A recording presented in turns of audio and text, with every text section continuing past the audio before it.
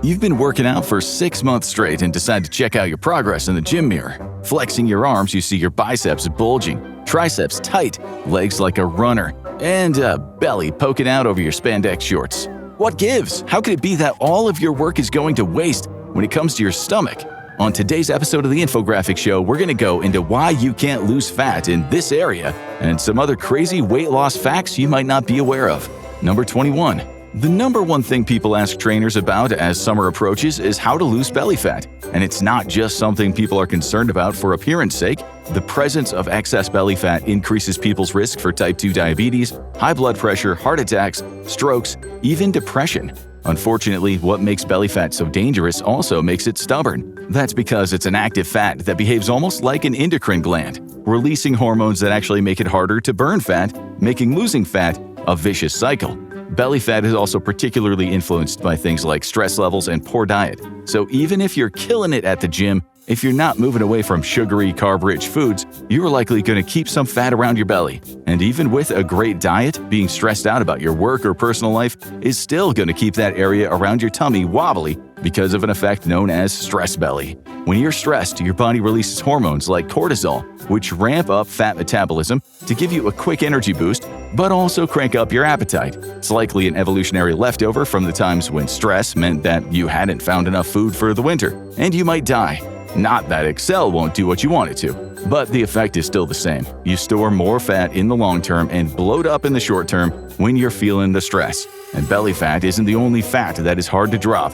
Number 20. You can't spot reduce weight. Google search is inundated with questions about how to specifically remove weight from your stomach, your thighs, arms, and other problem areas. And no matter what TikTok videos may tell you, experts have only one real answer: you can't do that. You can't remove weight or burn fat from just one part of your body, that is. You can do all the crunches and glute exercises you like, but if there is still a big layer of fat covering those parts of the body, you're not going to see the muscles developing underneath. And when your body is in a calorie deficit or exercising, it is burning fat from all over, not just one specific part. If you're thinking, well, then why do some people lose weight in their butt immediately while others have skinny arms and big thighs? That has almost everything to do with genetics influencing how fat is distributed on your body in the first place. It's got nothing to do with spot-targeting weight loss. So if you don't like how the weight sits on you, blame your parents.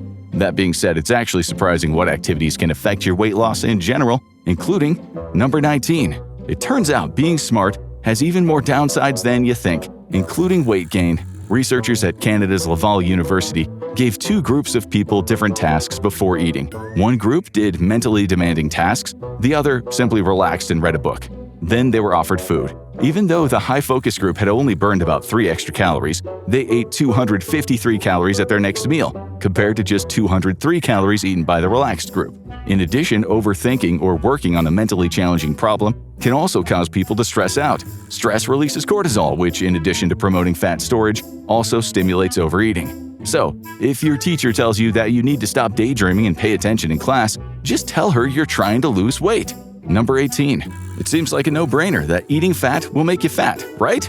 Unfortunately, or fortunately for people who like food with some fatty flavor, it is also wrong. Fats are an important part of any balanced diet. Healthy fats in foods like avocado and salmon have a lot of positive effects on the body, including regulating your heart and actually making you feel full, so you have less of an urge to snack. So why do so many people think of fat as the enemy?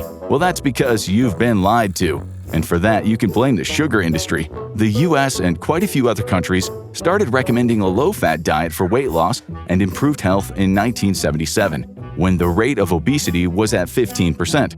Recently released documents show that this recommendation didn't come out of nowhere. Throughout the 1960s, the sugar industry paid scientists to overlook the link between sugar and heart disease, as well as other diseases, and then blame fat instead. So, people, following the advice of professionals, started switching to low-fat products. The catch? Low-fat products have much more sugar than full-fat products, sometimes 6 times as much, to make up for the loss of flavor. And what's happened to the obesity rate since then? Well, from August 2021 to August 2023, it was at 40.3%, more than 2.5 times higher than when the guidelines about reducing fat were given. Clearly, the guidance hasn't worked.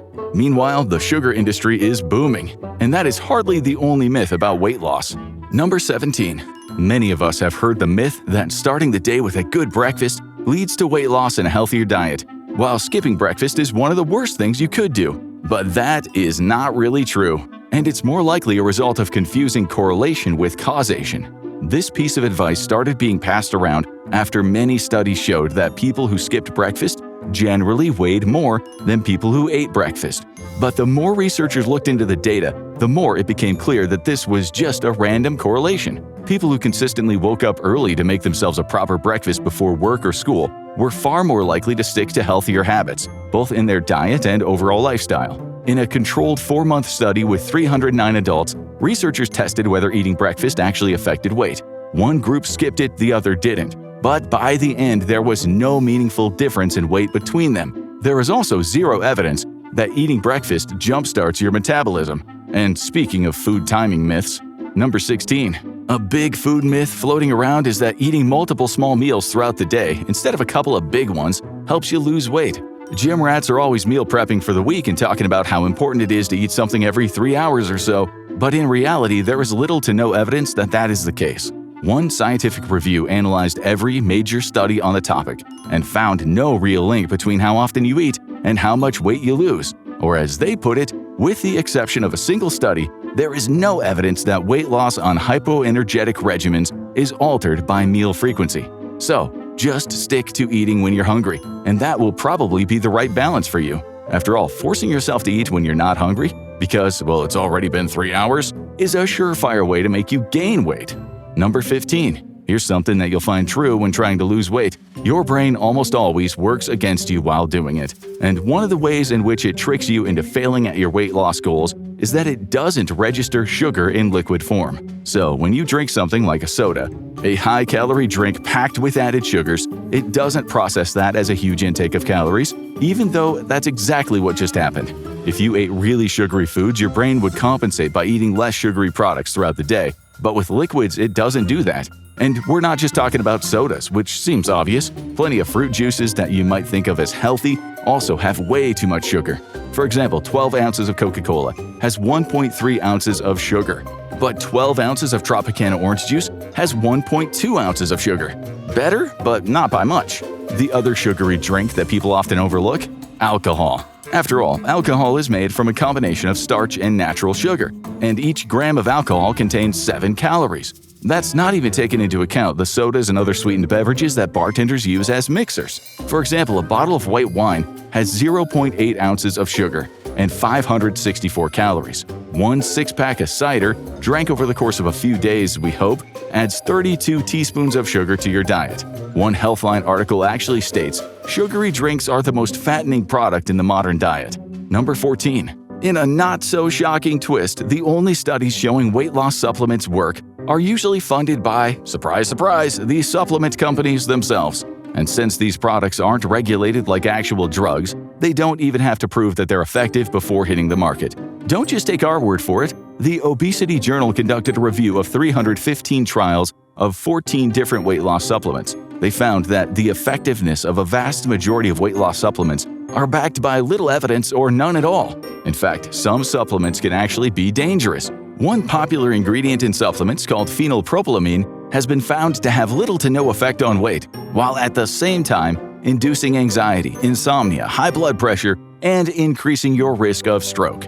Number 13. First up, cholesterol is not all bad. In fact, you literally need cholesterol to survive. Not only does it help you maintain your cell membranes, but your body needs it to make vitamin D and a lot of its necessary hormones. Which is why eggs, although they have been sometimes demonized because their yolks are high in cholesterol, are actually one of the healthiest things you can eat. That's mainly because cholesterol is divided into good cholesterol, HDL, or high-density lipoprotein, and bad cholesterol, or LDL, or low-density lipoprotein. LDL is the cholesterol that tends to block up your arteries and lead to health problems down the line. However, HDL cholesterol actually absorbs excess cholesterol within your body and carries it to your liver, which quickly throws it out of your body. Though eating eggs slightly raises both kinds of cholesterol, it has an overall minimal impact. Because this is the next surprising fact that most people don't know. Number 12. Recent research has shown that most cholesterol within the human body is made by the liver. It doesn't actually come from eating foods with cholesterol. And how does the liver make it? Well, generally, it's stimulated to do so when you eat trans fats and saturated fats, something eggs, for example, are generally low in. So what's actually bad for you isn't eating cholesterol, but rather eating the trans fats that trigger cholesterol production. So what are trans fats? Well, they're the byproduct of food manufacturers turning liquid vegetable oil into solid fats in order to increase the shelf life of their products and alter their texture. They were mostly found in high-processed fried and baked goods, and we say were found because the good news is trans fats were found to be so harmful that many countries have now banned them. In 2015, the FDA said that they would no longer recognize trans fats as safe. They also declared that they could no longer be added to food after the 18th of June 2018 unless a manufacturer could present convincing scientific evidence that a particular use was safe. Speaking of eggs. Number 11. Calorie counting has been proven to aid in weight loss, but it comes with a lot of extra work. Weighing food, looking up the values, calculating servings. Who wants to do algebra at lunchtime? So if you're too lazy to count calories, the next best thing is just increase the amount of protein that you eat throughout the day. Studies show that eating protein leads to automatic calorie restriction, as it is incredibly filling, decreasing your appetite for the rest of the day, and packed with nutrients you need. In fact, the more studies that come out on the effects of increasing protein, the more it seems like one of the best possible ways to lose weight. One study found that people who increased protein intake to 30% of their calories lost an average of 11 pounds over 12 weeks. Another found that eating more protein decreased belly fat, answering the first question of the video, and reduced the probability of developing disease right along with it. But what about picking a food group completely to exclude from your diet instead? After all, low to no carb diets are all the rage, right? Well, it turns out. Number 10. News headlines blame a new food or a food group for obesity every single week, whether it's eggs, butter, or red meat. But obesity as an epidemic only started in the 1980s after humans had been eating these foods for generations. Your beef fillet or your loaf of bread didn't suddenly make you obese. The problem has a lot more to do with modern processed foods, many of them engineered to literally make you addicted to them. The National Institute of Health did a study in which they gave one group of people a diet of highly processed foods and another a diet of minimally processed foods. The former included things like canned ravioli, hot dogs, and tater tots, things your ancestors would never put in their mouth. And the latter included dishes like grilled beef roast, baked fish, and salad. To no one's surprise, over a period of 4 weeks, the highly processed diet resulted in an average of 2 pounds of weight gain, while the minimally processed diet resulted in 2 pounds of weight loss, due to less calories consumed. Food manufacturers today have found ways to engineer their products, particularly junk food, to flood people's brains with dopamine. So you end up losing all control over overeating because your brain wants more of that reward, rather than focusing on if it's hungry or not. One study done by Harvard Medical School found that the same neurobiological pathways that are implicated in drug abuse also modulate food consumption, i.e., you can be addicted to food, particularly junk foods, in the same way that you can be addicted to drugs. And while it's more of a delicious addiction, it can be an equally deadly one. There's always a lot of hidden ways your food gets processed. Number 9. White grains are worse than whole grains because they're refined. And we don't mean that they're classy. Rather, white grains are white because before they got to your plate, a factory removed the bran and the germ from them, along with, well, most of the grain's fiber and nutrients. Though that makes the food much quicker for you to digest, it also means that you are not getting that great fiber from it. Instead, you're getting a lot more glucose, a lot faster, increasing your fat storage. One 2023 study found that people who ate more refined grains ended up gaining more weight, while on the other hand, whole grains took care of hunger for longer periods of time. So if you have a choice between white or brown rice, or white or rye bread, go for the non-white option every time if you're trying to be healthy or lose weight. Number 8. People trying to lose weight focus almost exclusively on diet and exercise, which means that they may be missing the most important factor of all: sleep. The Associated Professional Sleep Societies found that the average person loses 3 times more fat while asleep than while watching TV, mostly due to the calorie burn from REM sleep. But that is far from the only reason why sleep helps people with weight loss. After all, getting a good night's sleep regulates a lot of our hormones, including leptin, which lets us know when we're full, and ghrelin, which increases appetite. When you sleep under 6 hours, according to the Journal of Clinical Endocrinology and Metabolism, it decreases the amount of leptin in your system, making it harder for you to feel full. It also increases the amount of ghrelin, making you want more food. Perhaps that's why one study of over 17,000 Korean adults found that short sleep hours might be associated with an increase of fat mass, general obesity, and abdominal obesity in Korean adults aged between 18 and 70. So if you are cutting your sleep to 5 hours just to wake up and go to the gym, maybe it's a better idea to do a shorter workout later on in the day and get a full 7 hours of shut-eye instead, particularly because… Number 7. You may need to work out less, not more. Now that might seem counterintuitive. Isn't it best to go as hard as you can? But a study in the American Journal of Physiology discovered that men who went to the gym around 30 minutes a day burned 100% more energy over 13 weeks than those who worked out for 60 minutes in a day. And because we know you're thinking it, no, this did not include people who worked out for 20 minutes and then spent the other 40 scrolling through their phone while taking up space on the bench. These were people who legitimately worked out for 60 minutes. How is that possible? Well, scientists believe that having a shorter time at the gym increases the intensity with which people work out, which gets their heart rate up much higher, faster. On the other hand, having a long time at the gym means you're more likely to spend time doing easier exercises so you can last the full hour. And when it comes to weight loss, that is hardly the only issue with exercise. Number 6. Exercise won't make you lose weight. This seems insane. Exercise burns calories. How can burning calories not make you lose weight? Well, first, the good news. Exercise is really great for your health no matter what, decreasing the risk for pretty much everything known to man, from cancer and heart attacks to mood disorders. Additionally, if you're dieting and already losing weight, working out at the same time can ensure that what you're losing is fat instead of lean tissue, especially muscle tissue. But in all but the most extreme cases, it does not help with the weight loss. Dr. Timothy Church of the University of Louisiana conducted a study on hundreds of overweight women over a period of 6 months, dividing them into 4 groups. One group didn't work out at all. One worked out for 72 minutes a week, the third for 136 minutes a week, and the last group worked out for 194 minutes a week, almost 3.5 hours. At the end of the study, he found that there was no significant difference in weight loss between any of the groups, which must have come as an extremely annoying surprise to the women who had been working out 3.5 hours a week. And it's not the only study that ended up with a result. How is that possible? Dr. Susan Jebb of the Medical Research Council says that while theoretically exercise should burn off extra calories, you have to do an awful lot more exercise than most people realize. To burn off an extra 500 calories is typically an extra 2 hours of cycling, and that's about 2 donuts. If you're training at Olympic levels following Michael Phelps or Simone Biles' regimen, well then, yes, your workouts might cause you to lose weight. But first of all, most people don't have that kind of time or energy on their hands, as few are getting paid to work out. And second, humans do something called compensation after workouts. They either reward themselves for a good workout session with a snack, or simply feel hungrier after working out and end up eating more.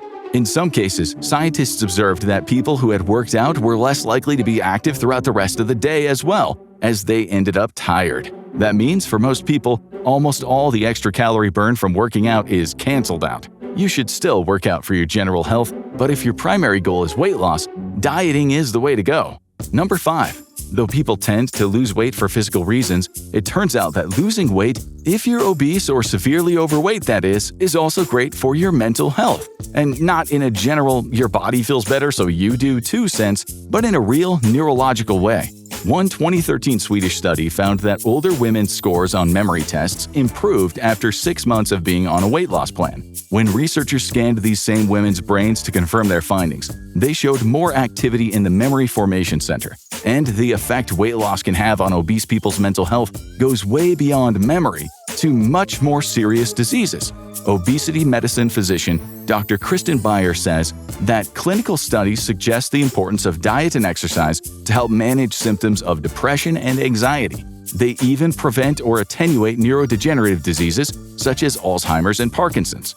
Another study in JAMA Network Open showed that 40% of adults performed better on cognition tests after bariatric surgery.